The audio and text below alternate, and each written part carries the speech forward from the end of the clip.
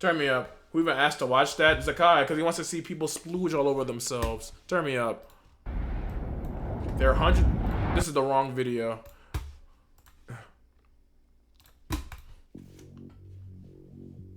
We got free healthcare though. I'm gonna lie, bro, but never mind. In one of the most infamous crimes to ever come out of Hong Kong, a woman is held captive, severely mistreated, and eventually murdered.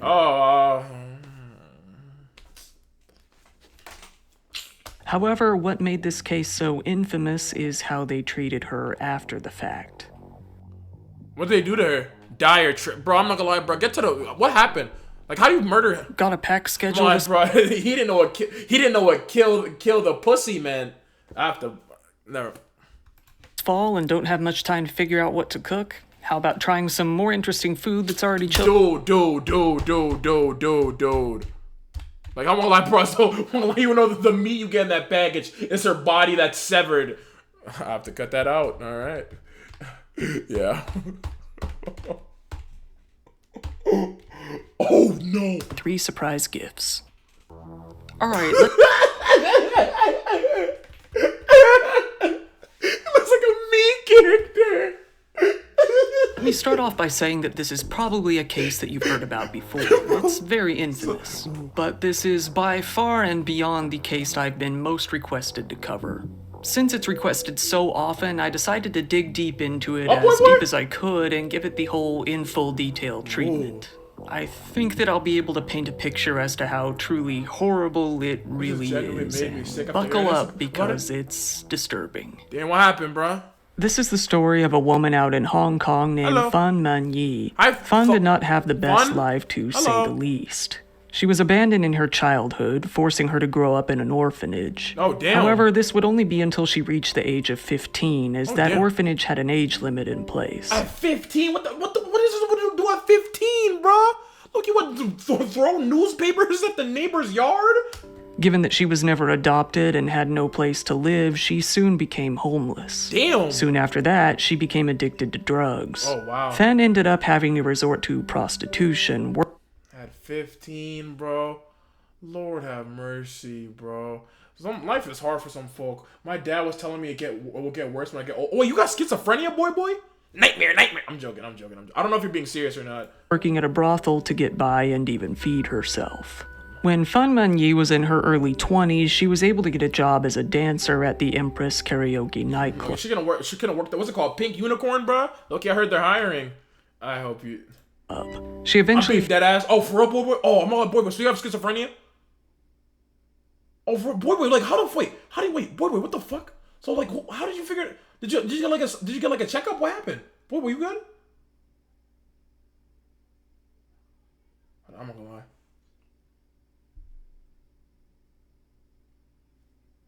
I'm good, nigga. I'm not gonna lie. You sure, nigga? He too mad part 2. He doesn't too mad schizophrenia. But it's like in a family type shit. So low key, okay. I'm not gonna lie. So it's like it varies. Not gonna lie. What schizophrenia is when you have voices in your head, like when you have voices in your head, like literally to tell you, like it's like other people speaking that aren't you. You know, you have like a voices in your head. Let's say you have like multiple of those. That's what schizophrenia is, damn near. Too mad is a schizo? Wow, I'm not gonna lie. That explains a lot of his content and a lot of my content too. Fell for one of her clients, who was unfortunately another drug addict who only ended up enabling her. Wow. Despite this, they got married in 1996. Her husband, however, soon began mistreating her. Wow.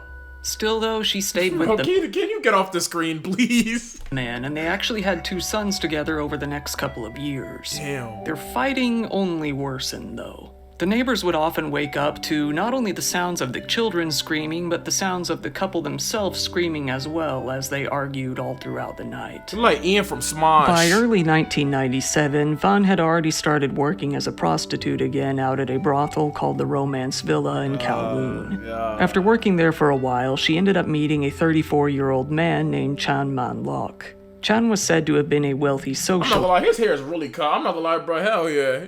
I'm not like he could be in a K-pop group with that cut. Tart! Oh, what are you doing here? I'm joking. I'm sorry. Well known throughout the area. Fan was immediately drawn to him as she was a prostitute who was addicted to drugs, and he was Does her neck look weird? Does it have like are those like tumors or like veins? a drug dealer that also worked as a pimp. He would often pay her for long, all-night sessions where they would binge crystal meth or ice, which what is that? So you pay people for drug sessions, bro? Could you imagine? What a life, bro. People pay you to get high, bro. They pay you in more drugs, bro. It's a loop. supplied. It wasn't too long before Fun was integrated into Chan's inner circle. She was there along with several of his little underlings, his henchmen, if you want to call him Henchman. that. Is he Joker? Chan Manlok was a member of the Triads, a large Chinese... Oh yeah, I'm not gonna lie, bro. Yeah, I'm not gonna lie. That's something. Yeah, the they do not play. You look like Felix Batista. organized crime syndicate. He wasn't someone to be messed with. Hell, he wasn't even someone you should associate with for your own safety. However, Fan got too comfortable around him regardless. One night, during one of their binges, she stole his wallet, gaining the equivalent of about $4,000 US. Wow. That would prove to be the biggest mistake of her life. What happened? Chan found out about this and was furious. She agreed to pay him back with $4,000 that she was to earn from her work. He wasn't happy with this, though, and demanded $10,000 of interest. I Fan hate stated the ops, that nigga. she would need Nigga, you are the ops, nigga. a good amount of time to pay that interest off fully. Chan Manlok was furious about his stolen money. It wasn't even about the money, it was the fact that Fan even had the audacity to steal from him in the first place. In March of 1999, he got smacked the shit out of you, nigga. You're from the fucking suburbs, boy. Shut the fuck up before I unplug your AC. Of his men to kidnap Fan and take her back to his apartment. It's something called the Hello Kitty murder on Granville Road. Yo, I'm not gonna wait. Go back. Go.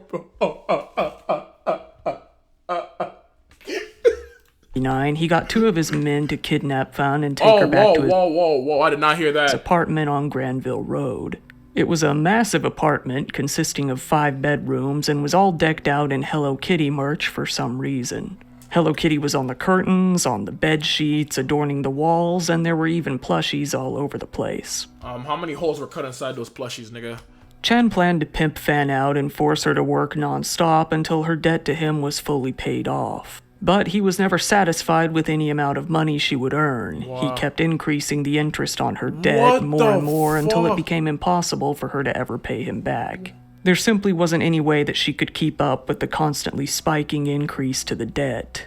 So in addition to making her work even more, the gang started taking their frustration. She spied her on my man till I web. I'm not gonna just say you come on girls, bro. What the fuck, bro? I be coming on bitches all the time. I be coming on myself. Real nigga shit. Hi, Ducky. Or Duck Boy. Out on her as well. Okay, nigga, you wanna take a sniff of my quack? They began to hit her and strike her repeatedly very often.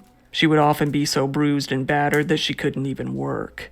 Despite this, the group would continue to get high and subject her to even more beatings. Wow. They enjoyed themselves far too much while doing so, often laughing at her pain. That boy, I'll fuck with you.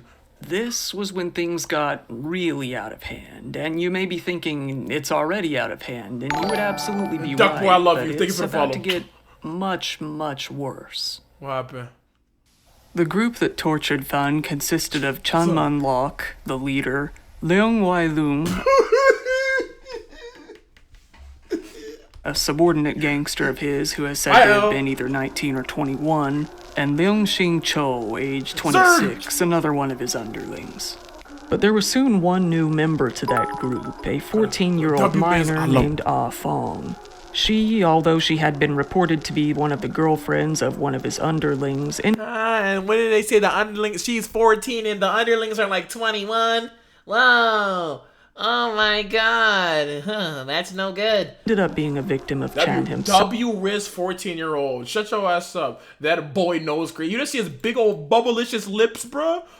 As he groomed her more and more over time. This girl, though, despite being very young and obviously manipulated, was ice cold herself. Fireball, what are you doing? She very much enjoyed helping the group to mistreat Fan.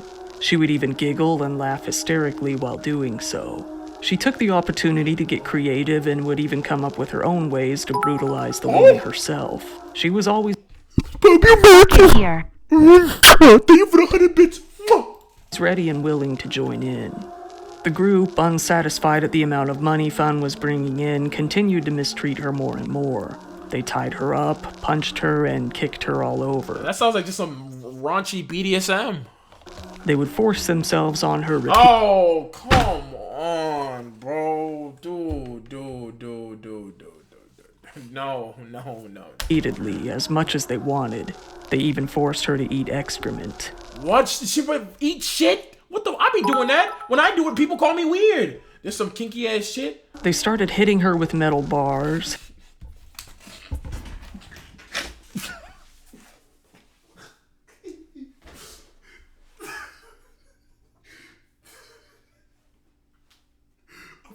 I'm sorry. Okay, really. Okay, you want to see why I laughed? You want to see? Because like I'm just imagining I imagine like they hit her, right? Nigga, I just like they hit her, right, and then this shit right here play, bro. No.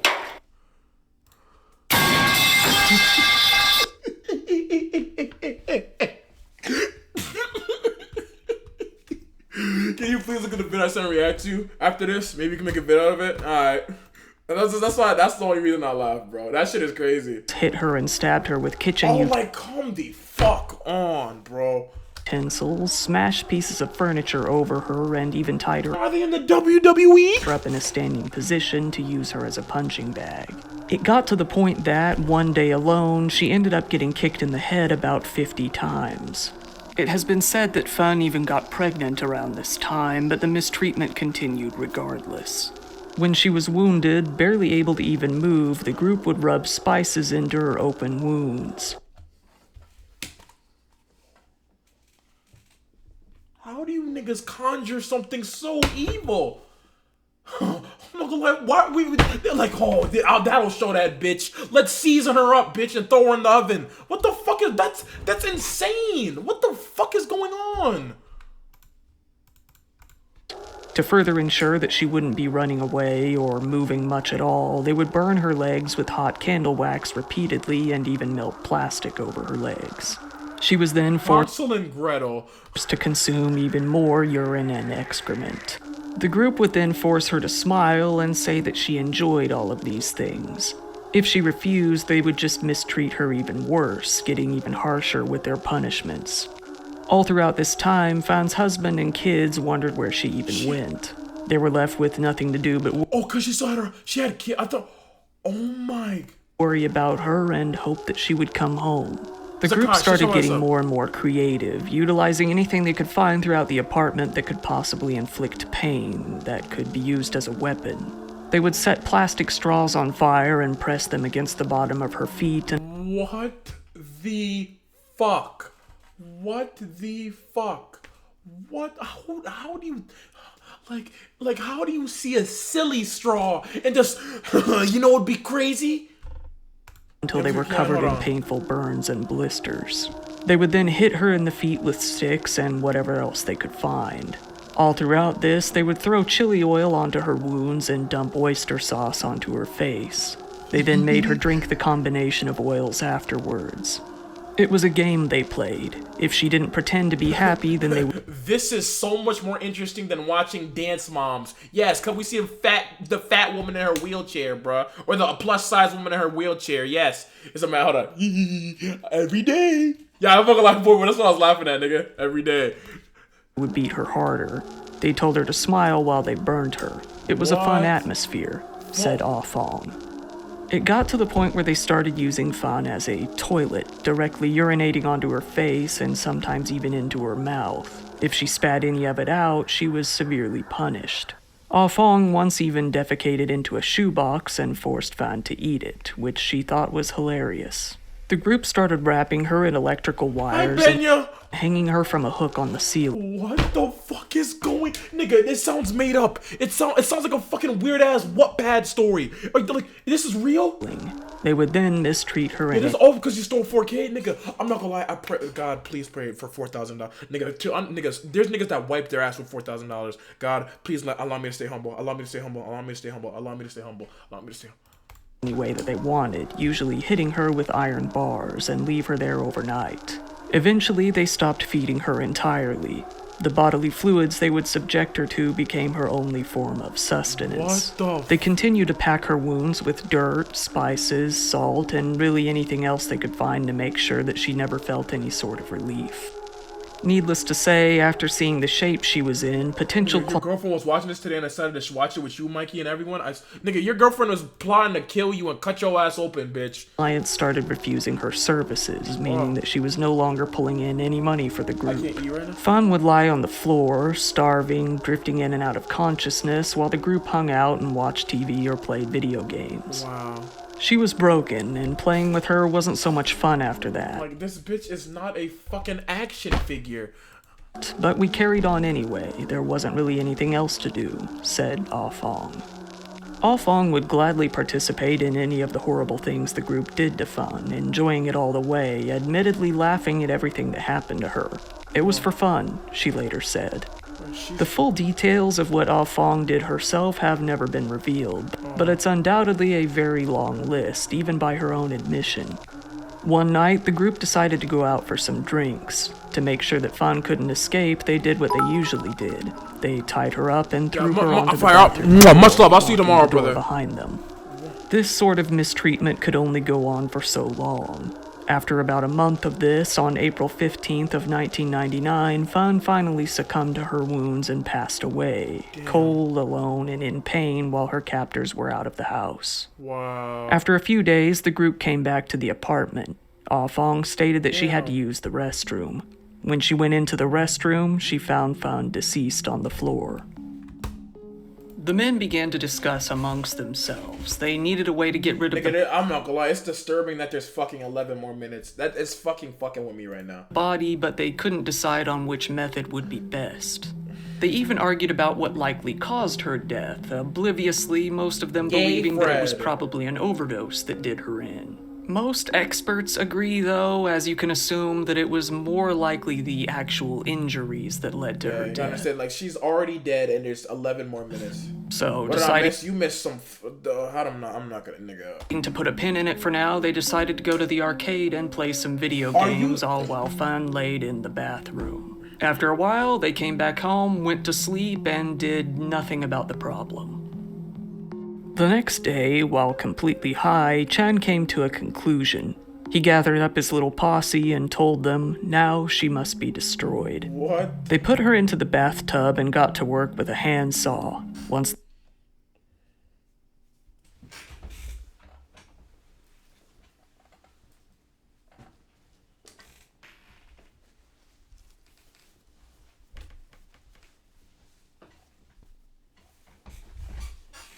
Chainsaw Man. the body was divided up into more manageable portions, they cooked each piece to prevent further decay and to get rid of some of the smell, boiling the pieces on the stove. Chan woke up Ah Fong, who was sleeping, and waved a bag of guts in front of her. He told her to go put them into some hot water to stop them from smelling. Leong Xing Cho was in the middle of boiling the head himself and called Ah Fong over to come and look at it.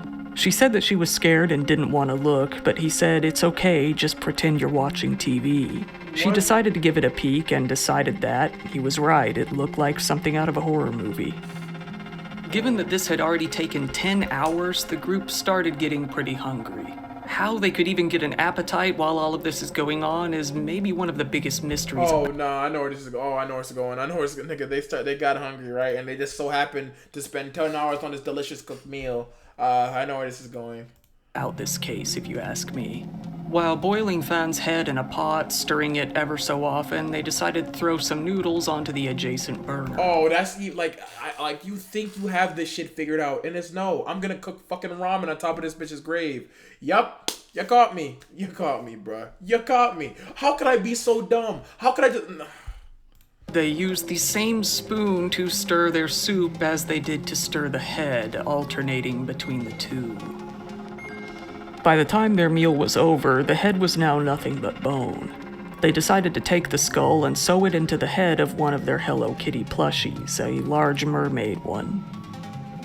This is obviously where the name of the case comes from. It's still unknown why they even decided to go Extra flavor. Shut up.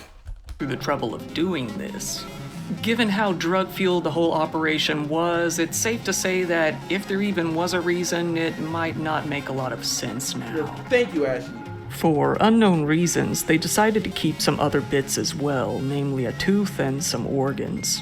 However, they disposed of the rest in the apartment complex as garbage. Things were quiet for about a month. It seemed that they had gotten away with all that they had done. That all changed. Trophy. 1 month later in May, Ah Fong made her way out to a local police station. She told the police that she was Oh, Tess, what are you doing up? being haunted by a ghost, oddly enough. She told the police that this particular ghost had been tied up in electrical wire and murdered. The police, though, given that this was simply a ghost story, didn't take her very seriously at all. They brushed it off, assuming that she was just having nightmares or being silly.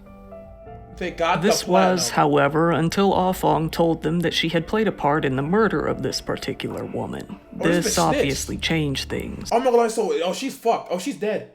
Oh, the nighttime viewers are all new? They are not all new, nigga. They are not all new. Drastically. The police asked her for more details and eventually followed her out to where all the carnage took place, the apartment.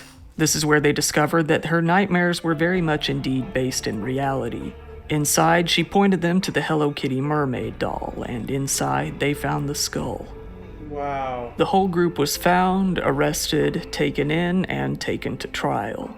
Ah Fong, which likely isn't even her real name, by the way, What the fuck? Is she a fucking pillow? Why does she have covering on her? Likely a pseudonym given to her by the court system, decided to testify against the other members of the group. She told the police that she was Chan Man Lok's girlfriend, but she was also very likely one of his— MF, dude, can you niggas not, bro? This is supposed to be serious. You see, I'm not even making jokes. That's how you know it's like, ugh. It's like icky. Mr. Fit. His prostitutes as well. When asked why they had done all of this, she simply said, "I have a feeling it was for fun." This case quickly became a spectacle all throughout Hong Kong. Most citizens had never heard of a case coming anywhere near this magnitude before. Being a pretty safe modern city, they couldn't imagine something so sinister going on so close by. One element of this case that fascinated them was the terrifying— Just to cool her off, she said niggas ain't about shit. juxtaposition. Are you still emo? Oh yeah. Of one of the I bought new ones. They're coming most Monday. grisly crimes they'd ever heard of, meeting with one of the cutest icons they could think of. The mixture of horror and innocence stood out to a good amount of people. The trial would go on to last for 6 months. Ah Fong went on to testify in exchange for complete immunity. In order to placate Fun's ghost and finally get some peace, she spilled all the gritty details.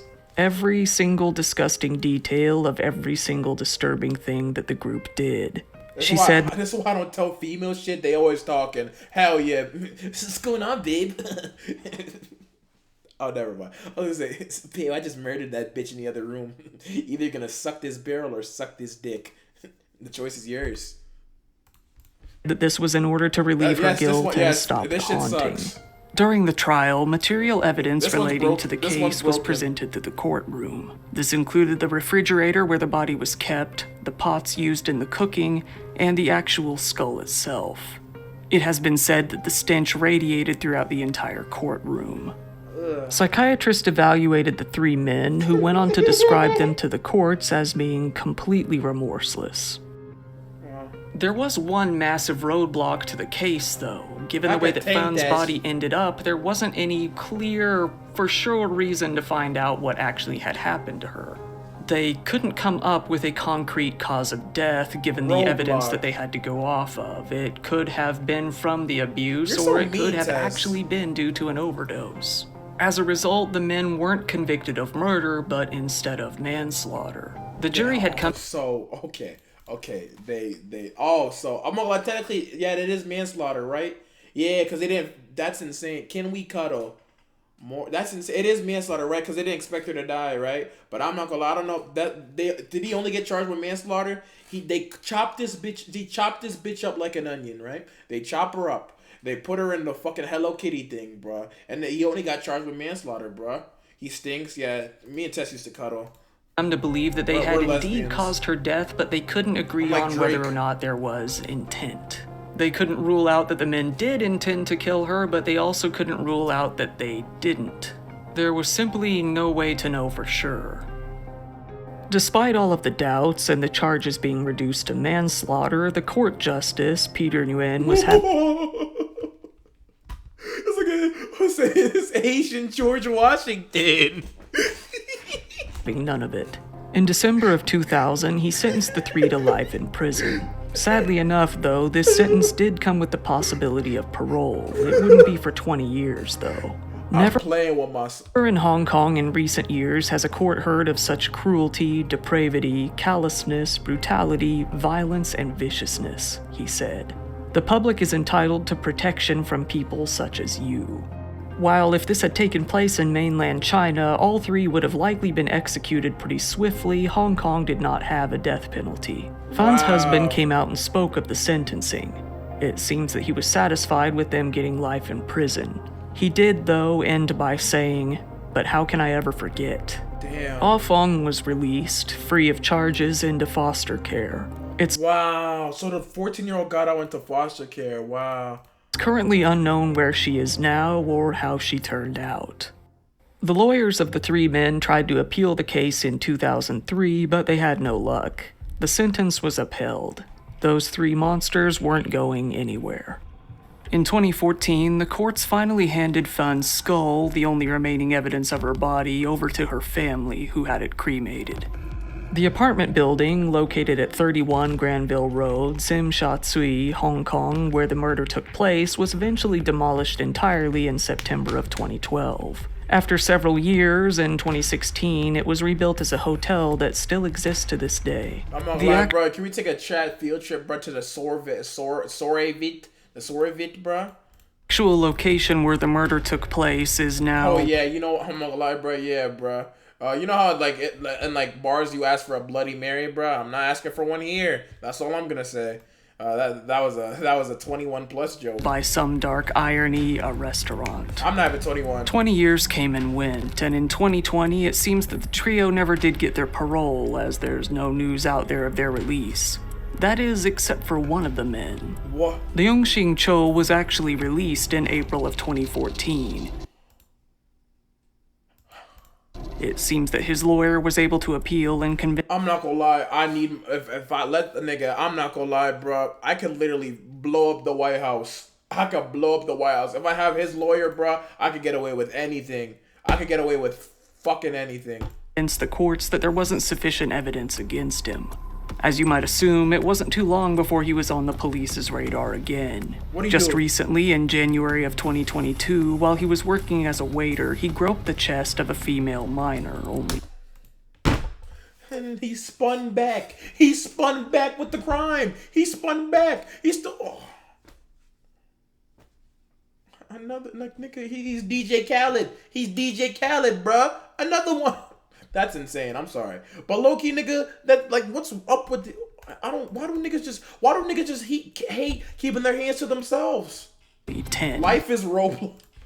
And even more recently, he was sentenced to 12 months in prison for that.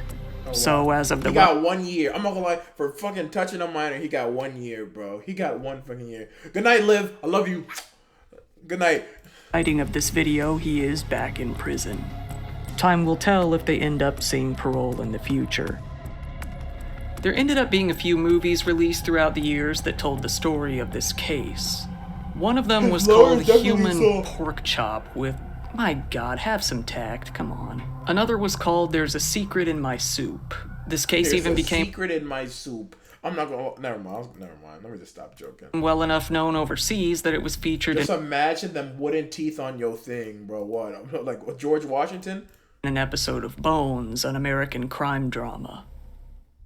To this very day, Fan Man-yi's memory is kept alive every year when citizens of Hong Kong celebrate her life on her birthday with a candlelight vigil in the center of the city. Once again, thank you for watching my videos. Yeah, I'm not gonna lie, that was fucked. That was literally fucked, bro. That was fucked. Niggas ate this. I'm not gonna lie, bro. I wonder if. Never mind. Never mind, bro. Never mind.